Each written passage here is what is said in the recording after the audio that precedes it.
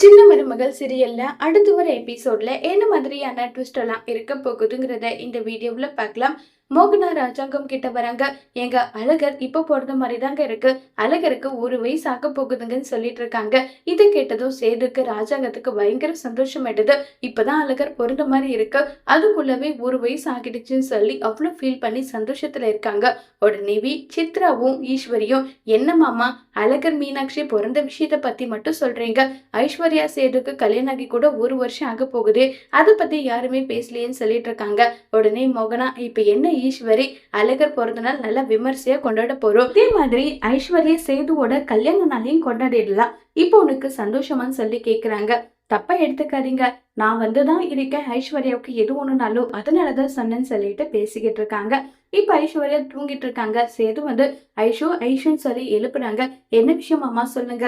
Aishwarya light கொஞ்சம் போடுன்னு சொன்னதும் லைட் போடுறாங்க. ரூம் முழுக்க பயங்கர டெக்கரேட் பண்ணிருக்கு. இதை பார்த்து ஐஸ்வர்யாவுக்கு பயங்கர சந்தோஷம் ஆயிடுது. இந்த ஐஸ்வர்யா, இந்த புடவை உனக்குதான்னு சொல்லிட்டு நெக்லஸும் வாங்கி கொடுக்குறாங்க. மாமா, இதை நான் எதிர்பார்க்கவே இல்லை, மனசுக்குள்ள சின்னதா ஒரு ஆசை இருந்தது, முதல் நாள் கல்யாண நாளுக்கு கண்டிப்பா நீங்க எனக்கு ஏதாவது வாங்கி கொடுப்பீங்கன்னு சொல்லிட்டு, ஆனா இந்த அளவுக்கு எதிர்பார்க்கலன்னு சொல்லி ஐஸ்வர்யா சேதுகிட்ட அவ்வளவு சந்தோஷமா பேசிட்டு இருக்காங்க. இப்ப அடுத்த நாள் ஆகுது. அடுத்த நாள் தான் நம்ம சேதுவோட கல்யாண நாள். அழகர் மீனாட்சியோட பிறந்த நாள். அப்ப வந்து மலர் ஓடி வந்து, மாமா மாமா, குழந்தை அம்மான்னு சொல்லி கூப்பிட்டது, குழந்தை பேசுச்சுன்னு சொல்றாங்க.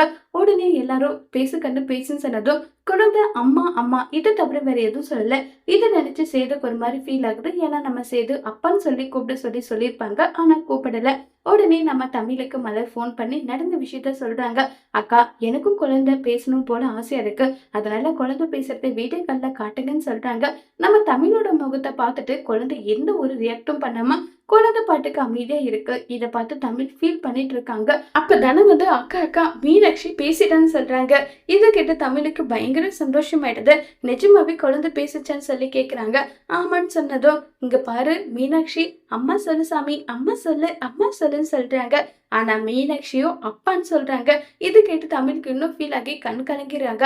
என்னாச்சு தமிழ், முதல்ல குழந்தை அம்மான்னு சொல்லுது அப்பான்னு சொல்லுது, அதுக்கப்புறம் கண்டிப்பா குழந்தை அப்படித்தானே சொல்ல போகுது, இதுக்கு எதுக்காக நீ ஃபீல் பண்ணிட்டு இருக்கன்னு சொல்லி தமிழை எல்லாருமே சமாதானப்படுத்தினாலுமே நம்ம தமிழ் வந்து சமாதானம் ஆகிறது கிடையாது.